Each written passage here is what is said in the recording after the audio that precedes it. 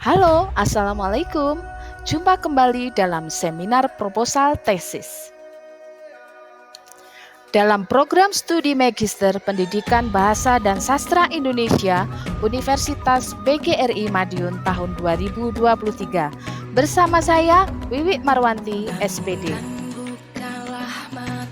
Tesis saya kali ini mengambil judul Meningkatkan kemampuan menulis puisi bebas melalui teknik deskripsi benda konkret pada siswa kelas 5 di SDN Ngrambe 1, Kecamatan Ngrambe, Kabupaten Ngawi.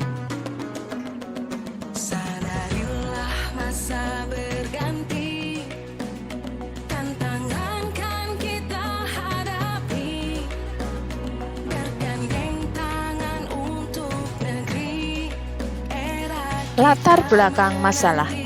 Hasil observasi yang dilakukan menunjukkan bahwa faktor yang menjadi permasalahan dalam proses pembelajaran menulis puisi adalah guru tidak menggunakan media pembelajaran.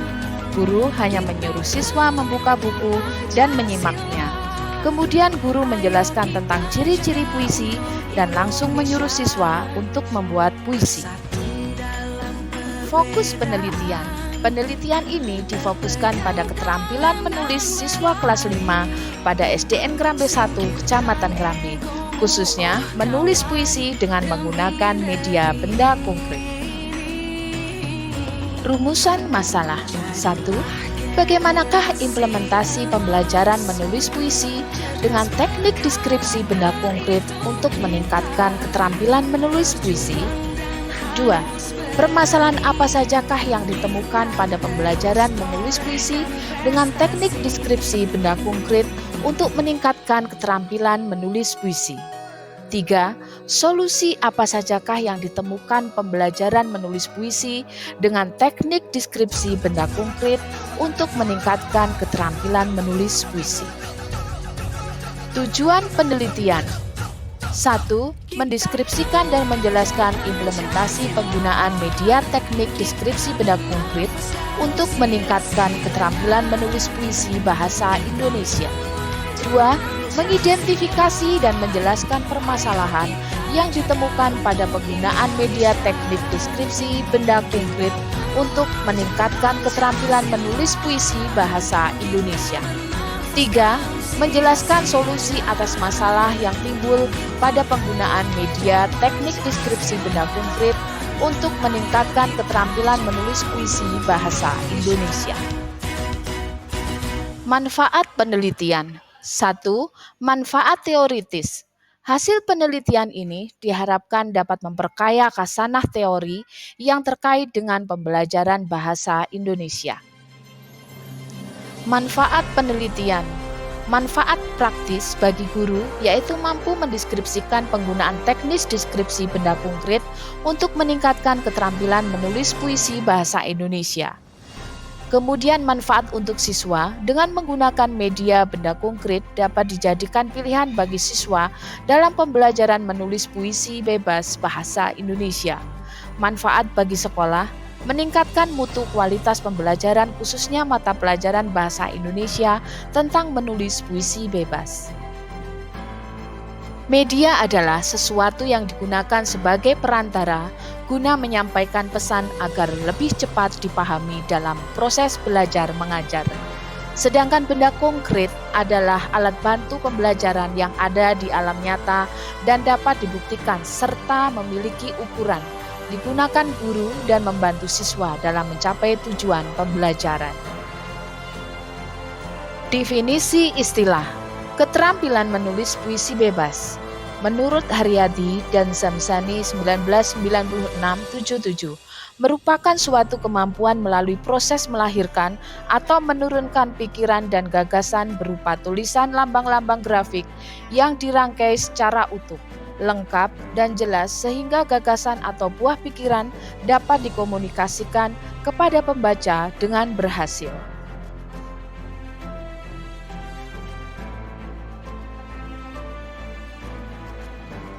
Definisi pembelajaran menurut Arsat 2017-73 mengemukakan pengertian pembelajaran secara umum adalah proses interaksi antara peserta didik atau siswa dengan pendidik atau guru dan sumber belajar pada suatu lingkungan belajar yang meliputi guru dan siswa yang saling bertukar informasi.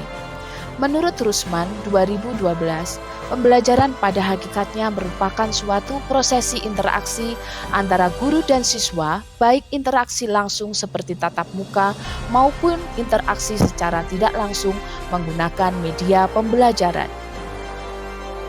Pembelajaran bahasa Indonesia adalah suatu proses kegiatan penyajian informasi dengan sarana komunikasi yang membantu peserta didik agar dapat meningkatkan kemampuannya dalam berkomunikasi secara lisan dan tertulis, serta menghargai karya cipta bangsa Indonesia. Pembelajaran menulis. Menurut Yunus Abidin 2012-19, menulis adalah proses dalam berkomunikasi yang dilakukan secara tidak langsung antara penulis dan pembaca. Menulis merupakan salah satu dari keempat keterampilan berbahasa. Menurut Tarigan 2013-3, menulis merupakan suatu keterampilan berbahasa yang dipergunakan untuk berkomunikasi secara tidak langsung. Media pembelajaran. Menurut Zamarah dan Zain 2021-21, media pembelajaran adalah alat bantu apa saja yang dapat dijadikan sebagai penyalur pesan agar tercapai tujuan pembelajaran. Atau dapat disimpulkan bahwa media pembelajaran merupakan alat bantu atau perantara yang digunakan untuk menyalurkan informasi atau pesan serta mendorong siswa pada kondisi tertentu dalam melakukan kegiatan belajar untuk mencapai tujuan pembelajaran. Media benda konkret. Menurut Muthaharoh 2018 menjelaskan, media konkret adalah alat yang dijadikan sebagai perantara atau pengantar informasi yang digunakan oleh pengajar untuk disampaikan kepada siswa dengan menggunakan alat yang benar-benar nyata, dapat dilihat, diraba, dipegang, dan digunakan oleh siswa. Kerangka berpikir. Pada tahapan ini dibagi menjadi 5 bagian. Yang pertama, pembelajaran menulis puisi bahasa Indonesia. Yang kedua, identifikasi masalah. Ketiga, analisa persiapan guru dalam pembelajaran menulis puisi bebas dengan menggunakan media benda konkret. Yang keempat, pelaksanaan pembelajaran dengan menggunakan media benda konkret dalam pembelajaran menulis puisi. Yang terakhir adalah identifikasi masalah.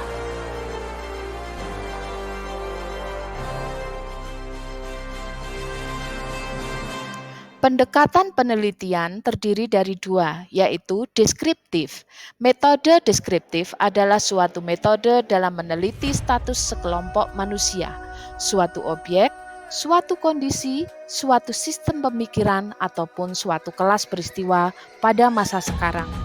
Sedangkan deskriptif kualitatif adalah penelitian deskriptif kualitatif yang bertujuan untuk menggambarkan, melukiskan, menerangkan, menjelaskan, dan menjawab secara lebih rinci permasalahan yang akan diteliti dengan mempelajari semaksimal mungkin seorang individu, suatu kelompok, atau suatu kejadian. Tempat penelitian. Penelitian ini dilakukan di SDN Ngrambe 1, Kecamatan Ngrambe pada siswa kelas 5 semester 1 tahun pelajaran 2022-2023. Waktu penelitian. Rencana penelitian dilaksanakan pada bulan Mei sampai dengan bulan Juni 2023. Sumber data terdiri dari 2. Yang pertama, data primer. Menurut Sugiono 2018-456, data primer yaitu sumber data yang langsung memberikan data kepada pengumpul data. Data dikumpulkan sendiri oleh peneliti langsung dari sumber pertama atau tempat objek penelitian dilakukan. Yang kedua, data sekunder. Menurut Sugiono 2018-456, yaitu sumber data yang tidak langsung memberikan data kepada pengumpul data. misalnya lewat orang lain atau lewat dokumen.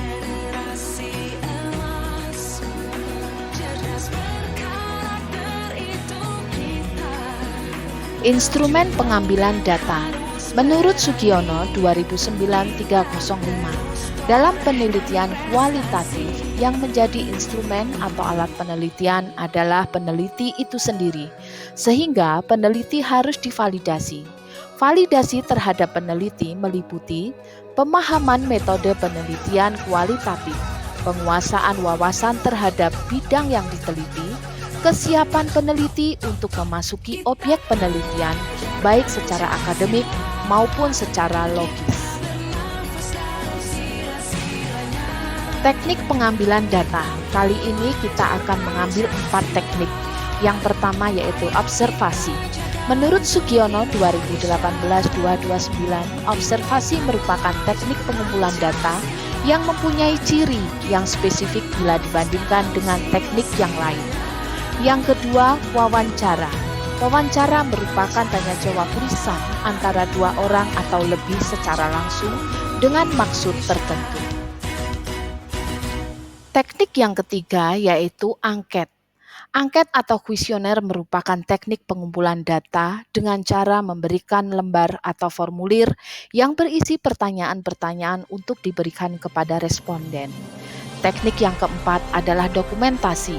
Menurut Sugiono 2018-476, dokumentasi adalah suatu cara yang digunakan untuk memperoleh data dan informasi dalam bentuk buku, arsip, dokumen, tulisan angka, dan gambar yang berupa laporan serta keterangan yang dapat mendukung penelitian. Teknik keabsahan data.